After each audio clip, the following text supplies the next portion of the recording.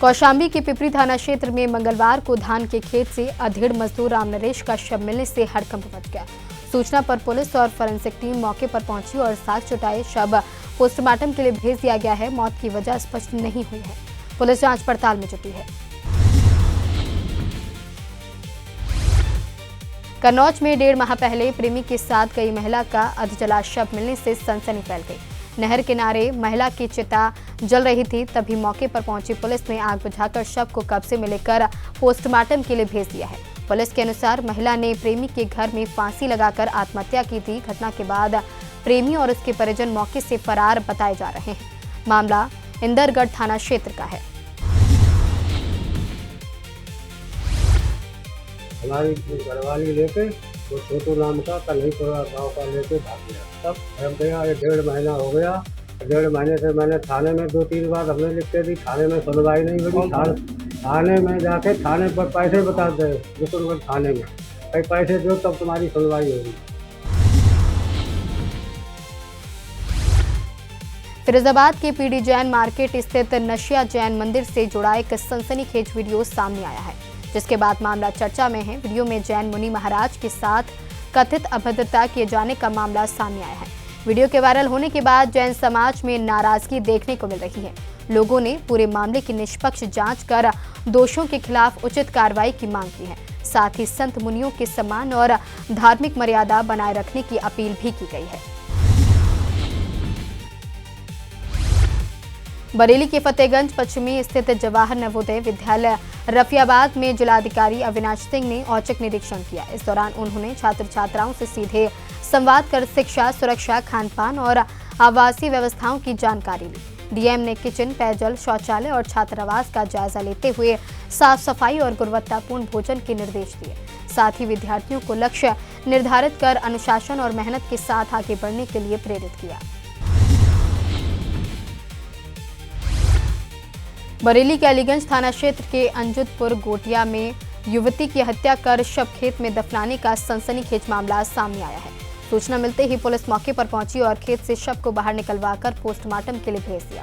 Police के मुताबिक परिजनों पर युवती की हत्या कर शव दफनाने का आरोप है। सीओ आंवला हेमंत उपाध्यक्ष ने बताया कि पुलिस सभी पहलुओं की जांच पड़ताल कर रही है और पोस्टमार्टम रिपोर्ट के आधार पर आगे की कार्रवाई की जाएगी। थाना अलीगंज में सूचना प्राप्त हुई थी कि गांव अनुरुद्धपुर गोटिया में प्रेमपाल कश्यप की पुत्री की हत्या करके उसको शव को दफना दिया गया है। इस क्रम में पुलिस द्वारा जो है डीएम बरेली सर के अनुमति से एग्जीक्यूटिव मजिस्ट्रेट की उपस्थिति में शव का उत्खनन कराया गया और उसका पंचायतनामा भर के पोस्टमार्टम के लिए भेज दिया गया है। पोस्टमार्टम रिपोर्ट प्राप्त होने पर अग्रिम विधिक कार्रवाई की जाएगी। बरेली में आगामी बारावफात पर्व को लेकर पुलिस प्रशासन ने तैयारियां तेज कर दी हैं। थाना बारादरी परिसर में एसपी सिटी मानुष पारक ने अंजुमन सदर और जुलूस आयोजकों के साथ बैठक की। इस दौरान जुलूस मार्ग, सुरक्षा और यातायात व्यवस्था को लेकर जरूरी दिशा निर्देश दिए गए। एसपी सिटी ने शांतिपूर्ण और सौहार्दपूर्ण माहौल में पर्व मनाने की अपील की। साथ ही ध्वनि विस्तारक यंत्रों के निर्धारित मानकों का पालन करने और किसी भी तरह की अफवाह पर ध्यान न देने की बात भी कही गई। बरेली के बहेड़ी में हत्या के मामले में अदालत ने दोषी जुनैद को उम्र कैद की सजा सुनाई है। सितंबर 2025 में बैंक्वेट हॉल में विवाद के दौरान जुनैद ने शानू उर्फ शोएब पर चाकू से हमला कर दिया था, जिसकी इलाज के दौरान मौत हो गई थी। एडीजे 6 कोर्ट ने जुनैद पर 50,000 रुपये का जुर्माना भी लगाया है। वहीं 2 अन्य आरोपियों को दोषमुक्त कर दिया है। कासगंज में एक बाबा द्वारा अपने 14 वर्षीय नाती को कमरे में बंधक बनाने का मामला सामने आया है। बताया जा रहा है कि बाबा बाबूराम मथुरा से हेड कांस्टेबल पद से रिटायर्ड हैं और नाती के साथ घर में अकेले रहते हैं। किशोर के माता पिता जयपुर में नौकरी करते हैं। मारपीट की खबर पर पहुंचे माता पिता ने दरवाजा खुलवाने की कोशिश की, लेकिन बाबा ने दरवाजा नहीं खोला। सूचना पर पहुंची पुलिस ने करीब 12 घंटे से बाबा को समझाने में जुटे हैं। मामला कोतवाली क्षेत्र की राजपूत डेंटल वाली गली का है। घटना वैसे तो एक्चुअल में कुछ नहीं है। मैं अपने लड़के से मिलने आया था और उन्होंने मतलब गेट नहीं खोला है और अंदर बंद कर रखा हुआ है, तो वही प्रॉब्लम है। और तो कुछ है नहीं, 1 महीने से मेरी बात नहीं हो पा रही थी। तो जैसे आज कल मेरे को ज्ञात हुआ पड़ोसियों से कि लड़के को मार के पीट दिया, तो मैं ये पता करने के लिए आया। ये भी पता चला मुझे आगे कि उसको मतलब नाम कटा लिया है, पढ़ने नहीं भेज रहे हैं। तो मैं इसीलिए आया कि मतलब ये तो पता करता हूँ, अगर वो नहीं पढ़ा रहे हैं तो नहीं पढ़ाऊँगा। मेरे ये हॉस्टल में पढ़ रहा था, CP इंटरनेशनल फवाद में। अगर मिटा दिए तो इसीलिए आया क्योंकि घर का तो रखना नहीं है, उसका भविष्य खराब नहीं करना है। और मार्ट को पीटते भी हैं तो ये भी पता करना था। अच्छा, कब से गेट बंद कर रखा है? मैं सुबह यहाँ 7:30 बजे आ गया था। उसके बाद मैंने करीब 3 घंटे 2.5-3 घंटे वेट किया, 2.5-3 घंटे वेट किया। जब गेट नहीं खुला तो फिर मैंने 112 को फ़ोन किया और 112 को बुलाया। उसके बाद से प्रशासन लगा हुआ है। अच्छा, तो क्या कह रहे हैं? गेट क्यों नहीं खुल रहा? क्या अंदर से क्या कह रहे हैं? अभी वो कोई भी बात करने के लिए राज़ी नहीं है। उनसे हर तरीके से बात करके देखिए, उनकी सारी शर्तें ये भी बोली हैं कि भाई आपको क्या चाहिए क्या नहीं कोई चाहिए। हथियार वगैरह भी लेके बैठे? हाँ, उनके पास एक लाइसेंसी बंदूक है, एक नली। तो जैसे पहली बार में हमने जो बाहर वाला गेट 112 वाले जो आए हुए थे और यहाँ चौकी से आए हुए थे हमारे यहाँ से, उन्होंने बाहर वाला गेट तोड़ा। दूसरा वाला तोड़ने जा रहे थे तो उन्होंने बोला मैं फायर कर दूँगा। तो फिर बच्ची की सुरक्षा को देखते हुए और उनकी भी सुरक्षा को देखते हुए अपने लिए कुछ हानि ना करने, क्योंकि पिता हैं, इसलिए फिर वो कौन से विभाग में थे आपके पिताजी? पिताजी पुलिस में ही थे। कहाँ से रिटायर हुए? ये मथुरा से रिटायर हुए थे। कितने समय पहले रिटायर? लगभग 7-8 साल हो गए। इससे पहले भी ऐसा कोई विवाद भी कर चुके हैं? एक्चुअल में हमारा विवाद तो पिछले 4-5 साल से चल रहा है। मैं तो यहाँ से मतलब कुछ ले जाता नहीं हूँ, सब कुछ है तो मैं अपना अलग ही रहता हूँ। मैंने यहाँ से कुछ भी लेना देना। विवाद का है? मेन विवाद तो उनका भैंस वाला है। वो मेरे से बोलते हैं यहाँ पर गांव में आके रहो, और मैं वहाँ जॉब करता हूँ as a plant manager. Discom वगैरह का काम माल बनता है उसमें, तो मैं वहाँ रहता हूँ। और उनका कहना है कि मैं गांव में आके रहूँ, वो मेरे लिए पॉसिबल नहीं है। रायबरेली में प्रधानमंत्री ग्राम सड़क योजना के तहत बनी सड़क बारिश में कटकर बुरी तरह क्षतिग्रस्त हो गई।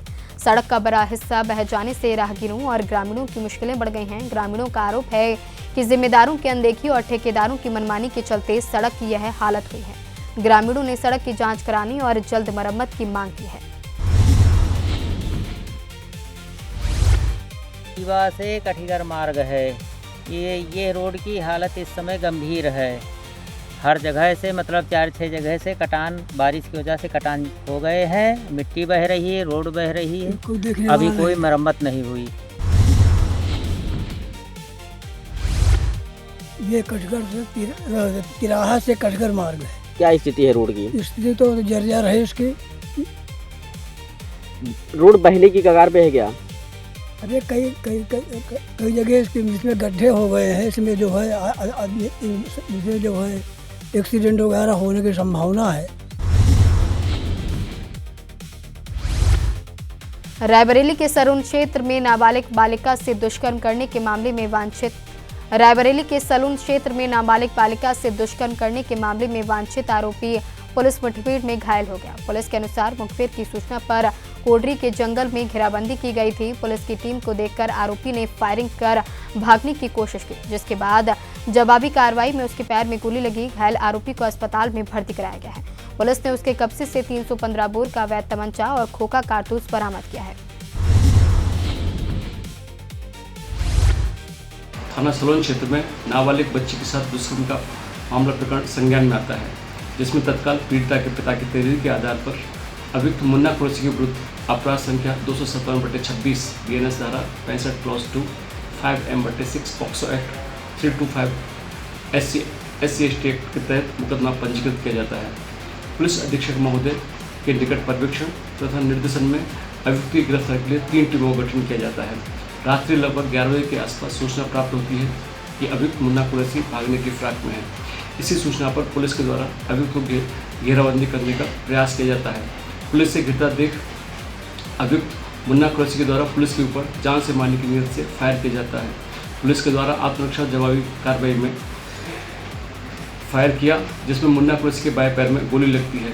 मौके से एक अदद अवैध तमंचा तथा एक हुक्का कारतूस प्राप्त होता है।